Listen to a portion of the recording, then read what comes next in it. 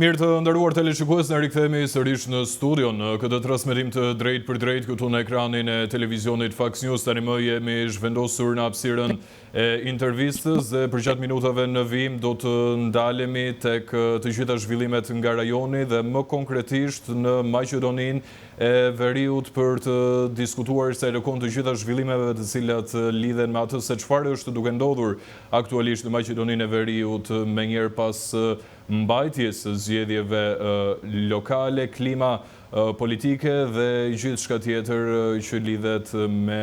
zhvillimet politike nga ana tjetër. Do t'jem në një komunikim të drejt për drejt me Adi Qailin, gazetar. Adi, të përshëndes, faleminderit që je sot në Fox News, kënaqësi. Kënaqësia është e imja, koleg, përshëndetje. Adi, përpara se ne të ndalemi për të bërë një panoramim të qartë të situatës dhe një analizë të asaj se çfarë na tregojnë zgjedhjet lokale, dua të di pak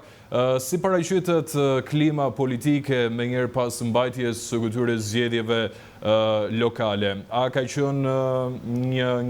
kanë qenë rezultate të pritshme, qoftë nga të gjitha subjektet politike, kanë qenë rezultate të cilat në një farë mënyre kanë krijuar debat, dua të kuptoj pak më shumë rreth klimës. Në fakt, klima politike pas zgjedhjeve deri tani është e qetë, derisa të hapën kutia e ankesave të cilat janë parashtruar në Komisionin Shtetëror të Zgjedhjeve, duke qenë se koha e pashkës u zgjodh për herë të parë në rrethin e parë që u majtë dielën një kandidat shqiptar i Aleancës Kombëtare për Integrim, Fuad Shaqiri, u zgjodh kryetar në rreth të parë, por ka 5 ankesa ndaj procesit të votimit dhe të numërimit të votave nga 2 partitë më të mëdha maqedonase, VMRO dhe LSDM, të cilat kishin kandidatet e tyre, por duke i mbledhur bashkë votat e tyre nuk kishin më tepër se sa kandidati AKI-s i cili arriti të triumfoj, po ashtu edhe në Këshillin Komunal që arritëm nga 11 të shqiptar të marrin 6 prej tyre, pra në fakt të kenë shumicën e këshilltarëve në komunë të Qashkës, por vlen të theksohet se në Komisionin Shtetëror të Zgjedhjeve sot mbyllet afati deri në ora 22 i parashtrimit të ankesave dhe nesër do të shqyrtohen ankesat. Në rast se në 4 vend votime që janë bërë 5 ankesa mund të ketë rivotim, pas edhe mund të përbys rezultatin e zgjedhjeve të cilat u majtën në raundin e parë. E thënë në panoramën të gjerë në të gjithë shtetin, klima politike është e qetë, por rezultatet paka shumë ishin të pritshme, duke pas parasysh se në partia më e madhe në pushtet VMRO të PMN mori 2/3 e mandateve në pushtetin lokal, do thot nga 80 komuna, 53 vetëm se i ka fituar VMRO, pastaj më pak LSDM vlen ka dalë me 11 dhe me 7 AKI. Deri në këto momente po presim që të zhvillohet edhe në disa komuna edhe raundi i dytë, por vlen të theksohet se në 4 komuna nuk ka pasur cenzus, nuk është arritur pragu i 1/3 së daljes së votuesve atë sa kanë qenë në listat e votimit, do të thotë në Gosivar, në Vrapçisht, në Mavrodh dhe në Qendërshup.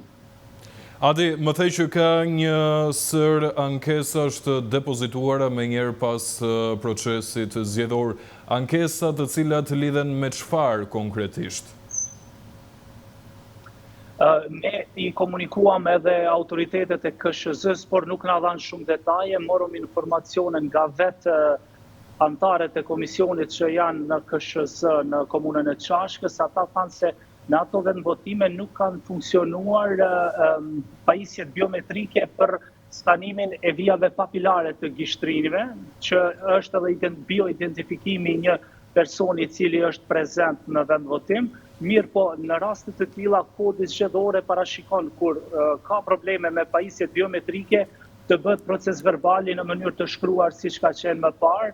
dhe është bërë verifikimi i personave të cilat kanë qenë prezent, kanë qenë po ata persona me karta identiteti dhe kanë shfrytzuar të drejtën demokratike.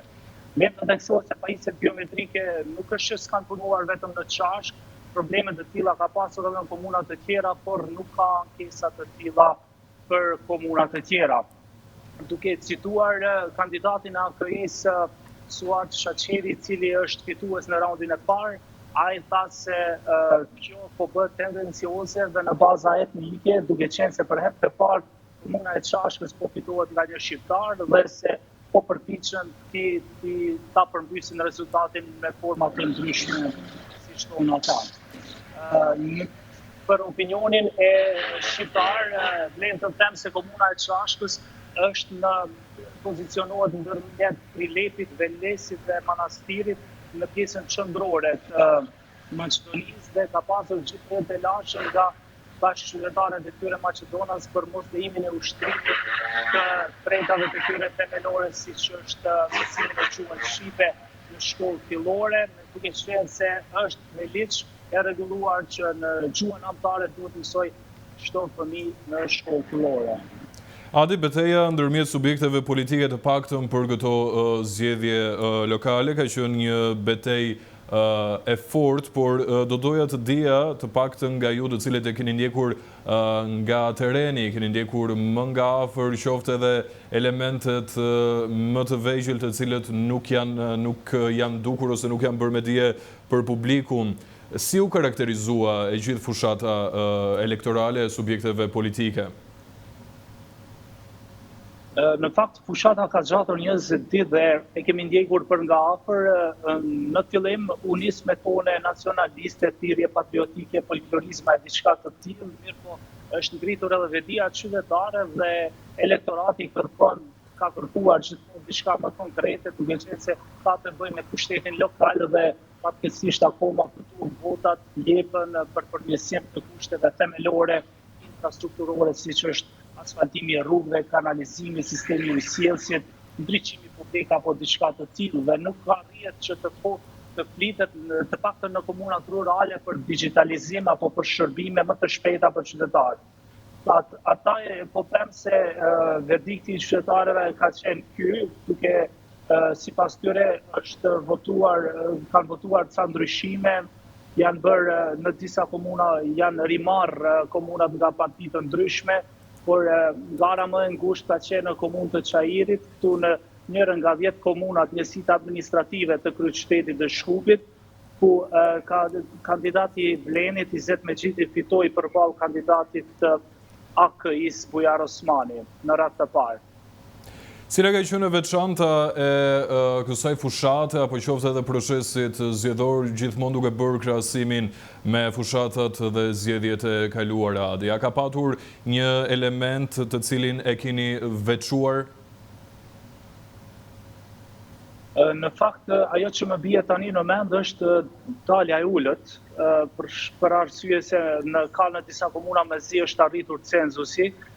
Kjo për çfarë arsye ndodh? Për arsye të pakënaqësive të vetë partive të cilët i kanë mbështetur elektoratin dhe në mënyrë që duke mos e gjetur kurajon për ta bërë ndryshime në ndonjë parti tjetër, kanë arritur të abstenojnë dhe mos e dalin në votime. Por edhe për kundër faktit që është bërë pastrimi i listës zgjedhore nga persona të cilët nuk janë më në jetë, por edhe ata që janë në diasporë, ka shumë qytetarë që kanë ardhur në mënyrë të organizuar me mjete transportit të ndryshme nga toka dhe ajri për të ardhur dhe për të votuar këtu, por prapë se prapë dalja ka qenë diku në 46% në total. E qartë, ndërkaq më the vetëm pak minuta më herët, Adi, që njëra nga problematikat e vërejtura gjatë procesit zgjedhor ka qenë edhe identifikimi biometrik i qytetarëve. A ka patur probleme të tjera të cilat lidhen me procesin zgjedhor? Ka pasur raportime të tilla si mënyra e agjitimit apo përpjekja për të fotografuar vota, të cilat vetë partitë politike i detyrojnë ata që të jetë një lloj vërtetësie asaj kontrate, si ta quaj, të pashkruar për ta votuar ata për të cilën ju ka premtuar apo edhe mbase janë shitur votat, por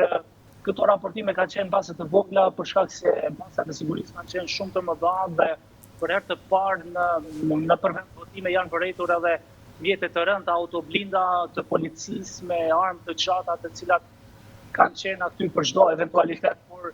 fatmirësisht nuk ka ndodhur asgjë dhe procesi është zhvilluar në frymë demokratike.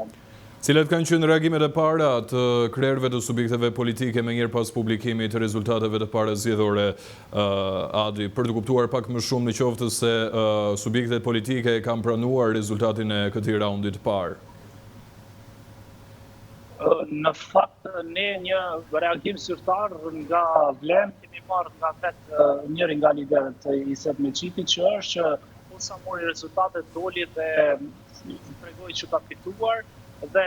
tregoi se do të jetë i barabartë për gjithë qytetarët, kurse nga pala tjetër që është AKI, përveç nënkryetarit të partisë Arvër Ademi, i cili është njëri të zëdhënës i partisë, nuk është prononcuar akoma askush nga krerët e partisë si Alian Meti apo edhe të koalicionit që janë Arben Taravalli dhe Zjadin Sela. Atëherë ata po përpiqen që të rifitojnë një nga komunat që kanë vetur me balotazh përmes rretit të dytë, i cili do zhvillohet me 2 nëntor, dhe deri më tani kështu janë,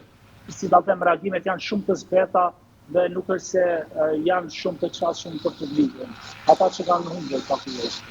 E qartë, ndërkaq duhet të ndalem dhe në një zhvillim të fundit që lidhet me këtë proces, Adi, dhe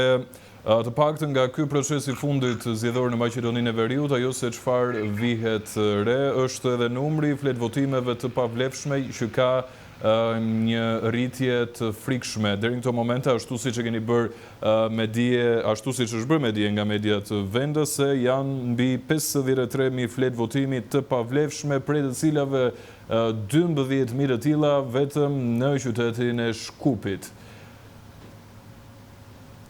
Po, është e vërtet, atë që po thosha pak më parë, për ata të cilët në një formë janë detyruar që të dalin në votim,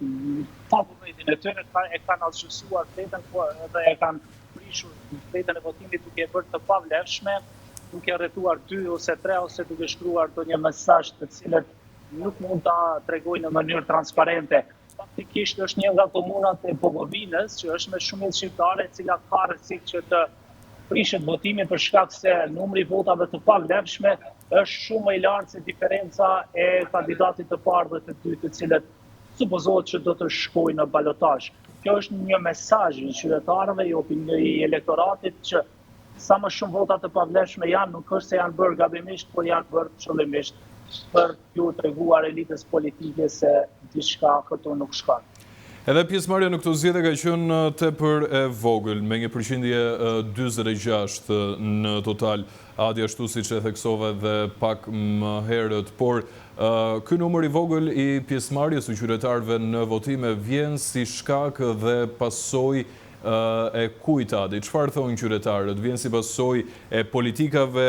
të deritanishme të krerëve dhe qeveritarëve në Maqedoninë e Veriut, apo ka diçka tjetër që nuk i kanë nxjerrë jashtë qytetarët për të shkuar drejt kutive të votimit? Mosdalja në votime shumicës e qytetarëve që sa i kap me shifra është nga revolta dhe e cila nuk ka pasur ndryshim në premtimet që janë vënë 7 cikle të tjera zgjedhore prej kurse ekziston Republika e Maqedonisë, për shkak se tani sapo zhvillohet edhe cikli 8 i pushtetit lokal, por ka shumë prej tyre që janë në mërkim, janë në diasporë dhe s'kan ardhur. Kjo është problemi që figurojnë me adresa për shkak se kanë prona dhe shtëpi këtu në Maqedoni, por realisht nuk janë rezident për arsye se jetojnë në vendet e perëndimit për shkak të krizës ekonomike që ka kapluar rënd vendin tonë, sidomos pas pandemisë. Qartë, Adi, të falenderoj shumë për të gjithë raportimin live, ishte kënaqësi të kisha në këtë transmetim të drejt për drejt. Ju falenderoj juve, gjithmonë. Mirë, ne shkëputemi në hapësirë publicitare, rikthehemi pas pak.